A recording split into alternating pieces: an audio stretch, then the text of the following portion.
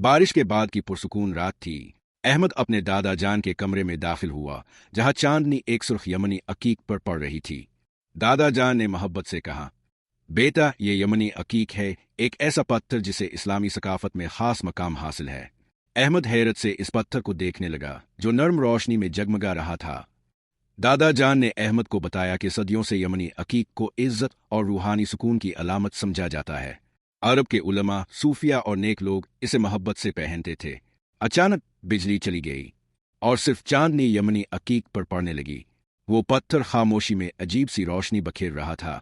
दादा जान मुस्कुराए और बोले, असल ताकत पत्थर में नहीं बल्कि अल्लाह पर यकीन में होती है। अगली सुबह अहमद अपने वालिद के साथ बाजार गया। एक पुरानी दुकान में मुख्तलिफ रंगों के अकीक चमक रहे थे। बूढ़े दुकानदार ने कहा, बेटा, यमनी अकीक अपनी खूबसूरती और पहचान की वजह से खास माना जाता है। अहमद ने एक सादा सुर्ख अकीक की अंगूठी पसंद की।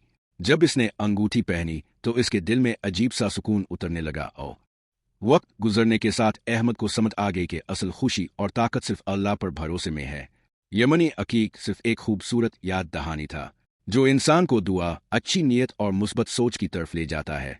शाम के वक्त दादा जान तस्बीह पढ़ रहे थे और अहमद खामोशी से अपनी अंगूठी को देखकर मुस्कुरा रहा था। इसी लम्हे मस्जिद से अजान की आवाज बुलंद हुई और यमनी अकीक चांदनी में पहले से ज्यादा रोशन दिखाई देने लगा।